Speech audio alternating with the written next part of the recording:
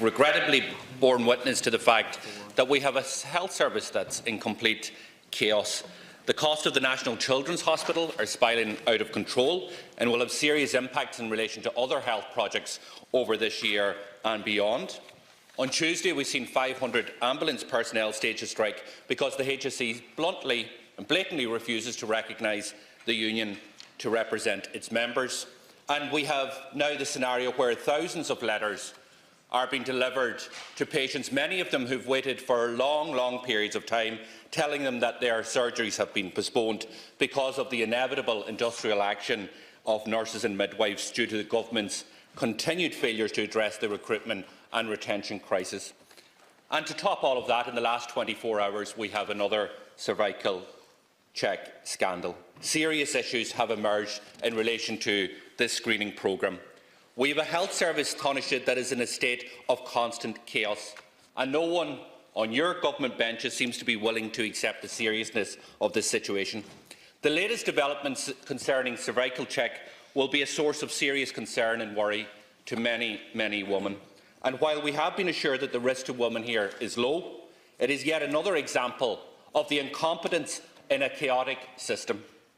Guaranteeing free smear tests to all women in the aftermath of the cervical check scandal was the right thing to do. However, Minister Harris did that and announced the move without first consulting with the GPs or consulting with the labs, ploughing ahead, ensuring that the labs had the capacity to deliver on the increased workload and complete the test within the necessary timeframe would have been the appropriate thing to do, ensuring that we didn't have the problems that we have now seen. And lo and behold, we now have serious issues again. Last year, when this scandal was at its height and people were demanding information and accountability, the buzzword was the issue of confidence, and we hear it again today. And building public confidence in the cervical screening programme is necessary and is paramount, because we know that screening saves lives, and we know that this screening has saved lives. But the problems like this one rocks people's confidence in this type of system, Taoiseach. And I have a number of questions for you. You tell us that Minister Harris was informed in December. Can you be a bit more specific in relation to when Minister Harris found that the screening here was inadequate and that there had to be retests done in up to 6,000 patients? How come it'll be February before these women will be informed that they need to go through another test? 2 months later. What did the Minister do in relation to this here? How come we are so late in the day and women haven't been informed that the information that they may have received in relation to their second test — remember, the second test was the result of an abnormality in the first — may be inaccurate and was carried outside the manufacturing's timeframe? And how can we be ensured that this is the end of it, Minister, that there is no more women out there that will get a letter through the door or a phone call from their GP telling them that information that has been relayed to them in relation to life-threatening screening may be inaccurate? So I ask you to answer those questions and to clarify on behalf of women out there who are concerned that this is the end of it, that this is a line drawn out of it, and that we can now move on. Deputy, managing a health service in any country always throws up significant challenges at different times because mistakes are made and they need to be fixed. Lessons need to be learnt and we need to constantly improve how we provide healthcare provision. Those challenges are consistent across every developed country.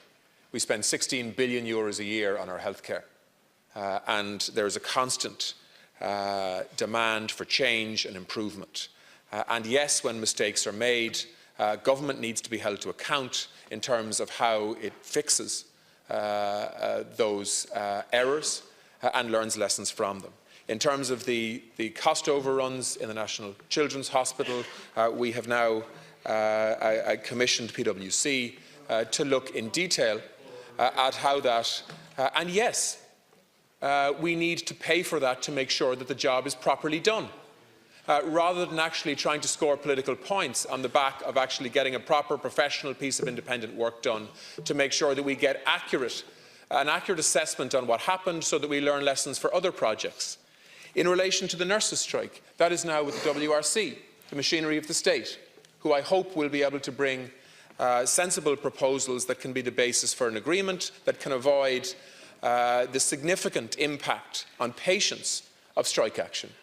And we all hope that that will be possible. And in relation to cervical check, which has been hugely demanding, in particular for so many women and their families who have been impacted by this, but also in the Department of Health and the HSE and for the government to make sure that we do everything we can to make sure that we can protect a screening service that saves lives and that we put in place the changes that are necessary to improve it and to ensure that all of that is fully transparent and upfront. And that is what we have been trying to do and will continue to do. And in relation to the HPV secondary testing, where there's low-grade changes are detected on a cervical smear test, a second so-called triage test, which looks for the HPV virus, is carried out by laboratories. An issue has emerged there in relation to one of the 3 labs that are doing this work, and we are now working to correct that, and that is what we'll continue to do. Doherty. That I asked you. When did Minister Harris become aware of this? Be more specific than the month of December. What did he do about it? How come we are now in late January and 6,000 women who now need to have a repeat test haven't still been informed? Can we be assured, and is the Minister assured, that this is it, that there is no more than 6,000 people out there? From what period of time did this laboratory, Quest Labs, make such a mess in relation to this here? How did they get it so wrong? Because we have the director telling us, despite the fact that they were aware of this since November, they still don't have a clue how this happened. And yes, mistakes will happen and will continue to happen in the health service. But we are just after coming out of a major scandal which many women are still dealing with the consequences of, where we've had people who have lost their lives in relation to the cervical check scandal. And now we find out that there's another 6,000 women who have to have the secondary test done again because the lab has got it wrong. So I want to know what happened. How come the Minister didn't bring this to the attention of the Dáil? What did he do? How can you ensure us that let's just have confidence in this? We need to know that somebody's got a grip in this in terms of government, and we need to know how this went wrong. So answer my specific questions. And also on behalf of the women out there, can you tell them when will they be contacted? Thank you, Deputy. Time is up. The test for HPV should be carried out within 30 days of the sample having been given by a woman. This is the secondary test when there are low-grade changes detected. The HSE is working with Quest Laboratories, which is one of 3 laboratories, as I said, that the cervical screening programme in Ireland uses to address a situation which has been identified in relation to certain HPV tests.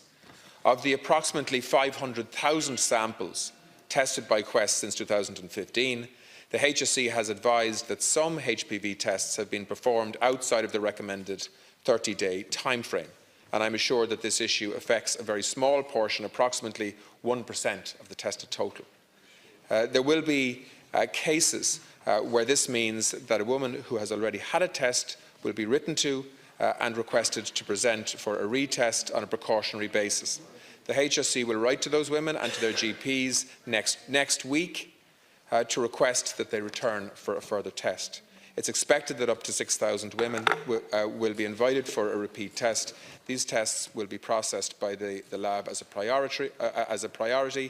The HSE has advised that all of the evidence suggests that even though the test was done outside of the 30-day window, the original results are still very reliable. So can we please try to reassure people here that there is not a cause for undue concern. This is about full transparency, because that is what patients should be entitled to expect, and it is about correcting a mistake that shouldn't have happened, and to give women a reassurance by having a repeat smear test. Thank you, the information that I gave earlier to this House is that the HSE became aware of this issue in November. The Minister became aware in December, had discussions in relation to it, has asked for reports in relation to it, and hasn't got a complete report yet in relation to it. And so the information that I'm giving to the House today is current.